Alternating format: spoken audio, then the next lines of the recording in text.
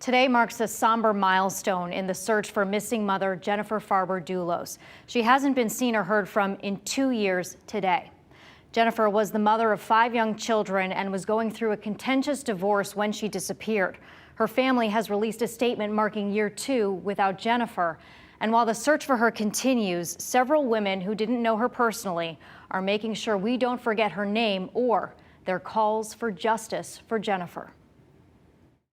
You thought of everything to make it perfect.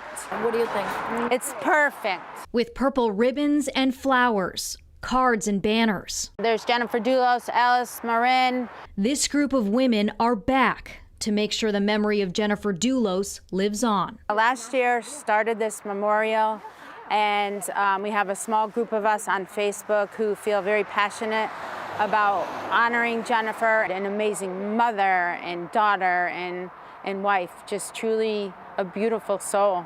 Another year gone, another year Jennifer Dulos hasn't been found.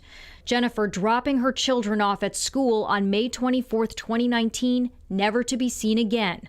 Police continue to follow leads. Back in January, investigators were back at a property in Farmington on Mountain Spring Road, the property formerly owned by her estranged husband, Fotis Dulos. An excavator on the scene, attention focused in the woods. This is still an active and ongoing investigation. We're very limited in terms of what we can and cannot say. Police also bringing in a bone finder who uses ground-penetrating radar to look for unmarked graves. I check for anomalies that are in the ground or ground disturbance. Jennifer's body, though, still hasn't been found. Police presuming her dead after finding large amounts of her blood in the garage of her New Canaan home, according to arrest warrants. Fotis Dulos was charged with her murder. Police alleged Fotis Dulos was, quote, lying in wait on May 24th when she returned from dropping her kids off at school. Arrest warrants state later that evening, Fotis Dulos and his then-girlfriend, Michelle Turconis, were seen on Hartford City cameras dumping trash bags on Albany Avenue. Police later confirming the bags contained bloodied materials and Jennifer's DNA. Fotis Dulos maintained his innocence up until he took his own life in 2020. Prosecutors are still building their case against his alleged co-conspirators. Michelle Turconis and his former lawyer, Kent Mawhinney, both charged with conspiracy to commit murder in the disappearance of Jennifer Dulos. They've both pled not guilty. Their case is ongoing. Meanwhile, national interest in Jennifer Dulos remains. This morning, mother of 5, Jennifer Dulos, was reported missing.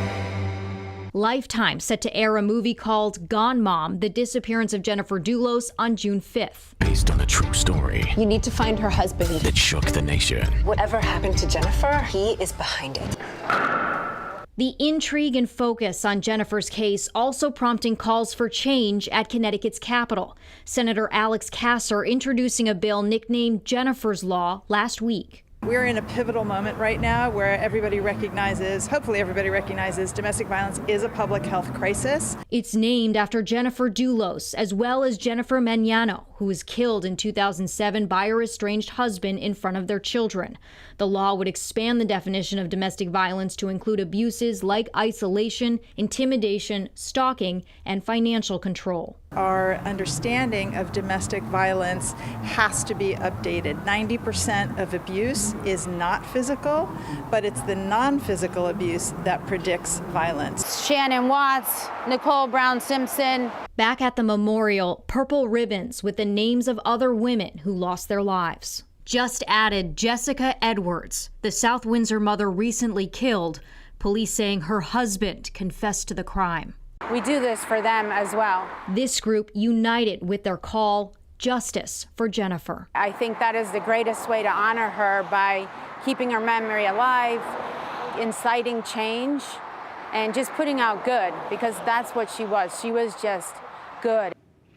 Now, the spokesperson for Jennifer's family, Carrie Luft, addressing today's somber milestone. The Farber saying in a statement sent to us in part, "We are moved by the continued interest in Jennifer's case and by the concern for her children and family, all of whom are thankfully healthy and well. Although this past year has understandably slowed the process, the investigation into Jennifer's death and disappearance is ongoing. After the courts reopen, the 2 people charged with conspiracy to murder will stand trial.